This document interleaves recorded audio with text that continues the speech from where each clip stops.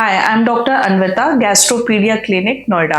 आज हम बात करेंगे babies myth which is very common in Indian society. पहला, अरे बच्चे को काजल लगा दो क्योंकि इससे उसे नजर नहीं लगेगी, विच इज एब्सोल्युटली रॉन्ग। बच्चे को काजल लगाने से बच्चे के आंख में इन्फेक्शन हो सकता है और जो काजल के पार्टिकल्स होते हैं उससे कई बार विजन भी इम्पेयर्ड हो सकता है बच्चे का।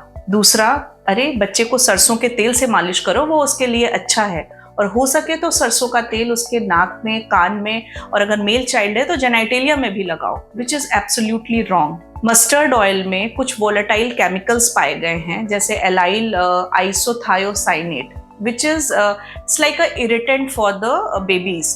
तो हम जब इससे मसाज करते हैं बेबीज को तो वो इरिटेंट्स के वजह से बच्चे को डर्मेटाइटिस होती है, मतलब बच्चे के स्किन में रैशेस हो सकते हैं, एलर्जिक रिएक्शंस हो सकते हैं। और जो हम इसे नोज में, ईयर्स में ये डाल रहे हैं, तो आप ये सोचो जो स्किन में इतना हार्मफुल है वो बाकी जगह कितना इन्फेक्शन कॉज करेगा।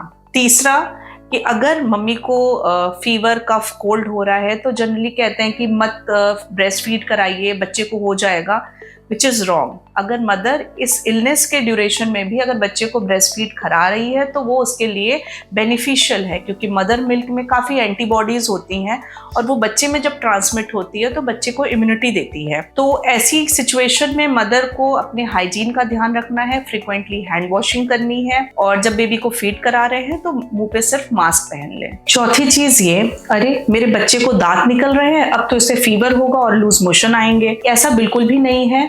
जब बच्चे के दांत निकलते हैं तो बच्चा हर चीज जमीन से उठा के मुंह में डालता है, उसके टीसने की आदत होती है कि मसूड़ों से कुछ चबाना है, तो इसमें जनरली जो हम नीचे से बच्चा उठा के मुंह में डाल रहा है उससे इन्फेक्शन लगता है और इस इन्फेक्शन के कारण लूज मोशंस होते हैं। तो जब बच्चे की टीथिंग हो उसे सूदर दें, आजकल सिलिकॉन सूदर्स मार्केट में अवेलेबल हैं, नहीं है तो अगर गाजर या मूली कुछ ऐसी चीजें घर में है तो उसको आप थोड़ी देर फ्रिज में रख सकते हो। आप वो अगर बेबी को दोगे और बेबी उसको च्यू करेगा तो उससे काफी उसे सूदिंग इफेक्ट मिलेगा। पांचवी चीज ये है कि जब बेबी बॉर्न होता है कई बार हम देखते हैं कि उसके ब्रेस्ट के पास थोड़ी सी स्वेलिंग होती है।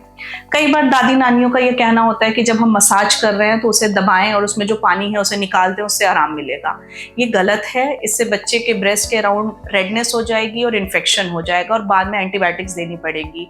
होता क्यों है ये? क्योंकि मदर का हार्मोन जब बेबी डिलीवर होता है वो कुछ अमाउंट में बच्चे में ट्रांसफर होता है और इसे वीन ऑफ होने में 4 से 6 वीक लग जाते हैं। तो वहां की एरिया को बिल्कुल प्रेस नहीं करना है और दबाना नहीं है। आखिरी और छठा पॉइंट ये है कि जो बच्चे की अम्बिलिकल कॉर्ड है, ये बहुत पुरानी मिथ चली आ रही है कि उस पर कभी हल्दी लगा दो, घी लगा दो, या भाई उस पर एंटीसेप्टिक लोशंस लगा दो या डिटॉल से साफ कर दो।